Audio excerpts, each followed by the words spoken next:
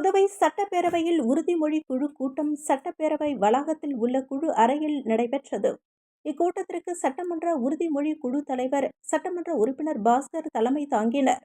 சபாநாயகர் செல்வம் துவக்கி வைத்தார். இக்கூட்டத்தில் சட்டமன்ற உறுப்பினர்கள் ஏகேடி ஆறுமுகம், நாஜிம், அனிபால் கன்னடி, பிரகாஷ்குமார், செந்தில்குமார், நாகத் தியாகராஜன், சம்பத், மின்துறை மற்றும் பொதுப்பணித்துறை அரசு செயலர்கள் முத்தம்மா, சட்டப்பேரவை செயலர் தயாளன் மற்றும் மின்துறை பொதுப்பணித்துறை உயர் அதிகாரிகள் ஆகியோர் கலந்து கொண்டனர்.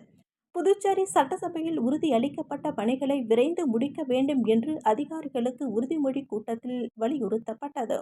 பருவ மழையினை எதிர்கொள்ள முன்னெச்சரிக்கை நடவடிக்கை, அதிகாரிகளுடன் அமைச்சர் ஜான்குமார் ஆலோசனை. புதுச்சேரி நெல்லித்தோப்பு புனித விண்ணேற்பு அன்னை ஆலய 174வது ஆண்டு பெருவிழா கொடியேற்றத்துடன் தொடங்கியது. இந்நிகழ்ச்சியில் புதுவை கடலூர் மறைமாவட்ட முதன்மை குரு குழந்தைசாமி சிறப்பு திருப்பலி நிறைவேற்றி கொடியினை ஏற்றி வைத்து விழாவை துவக்கி வைத்தார். இவ்விழாவானது ஆகஸ்ட் 6ஆம் தேதி தொடங்கி ஆகஸ்ட் 16ஆம் தேதி வரை நடைபெறவுள்ளது. இவ்விழாவில் நாள்தோறும் 2 வேளைகளிலும் சிறப்பு திருப்பலி மற்றும் தேர்பவனி ஆகியவை நடைபெறவுள்ளன.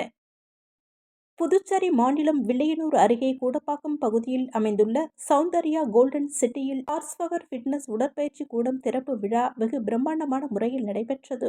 இந்நிகழ்ச்சியில் முதலமைச்சர் ரங்கசாமி கலந்து கொண்டு ரிப்பன் வெட்டி குத்து விளக்கேற்றி திறந்து வைத்தார்.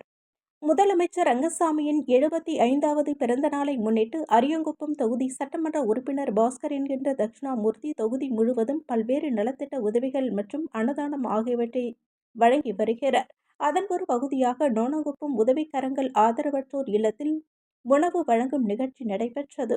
இதில் சட்டமன்ற உறுப்பினர் பாஸ்கர் என்கின்ற தட்சிணாமூர்த்தி கலந்து கொண்டு முதலமைச்சர் ரங்கசாமியின் சாதனைகளை மாணவர்களுக்கு எடுத்து கூறி சிறப்புரையாற்றி மாணவர்களுக்கு இனிப்பு இரவு சுற்றுண்டி வழங்கினர்.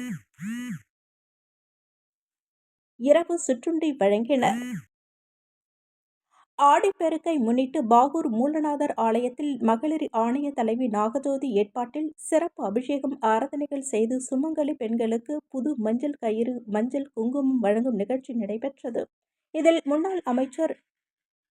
இந்நிகழ்ச்சியில் முன்னாள் அமைச்சர் தியாகராஜன் கலந்து கொண்டு சுவாமி தரிசனம் செய்து மாணவர்களுக்கு நோட்டு புத்தகம், பொதுமக்களுக்கு மங்கள பொருட்கள் அடங்கிய தாம்பூல தொகுப்பை வழங்கி அன்னதானமும் வழங்கினர்.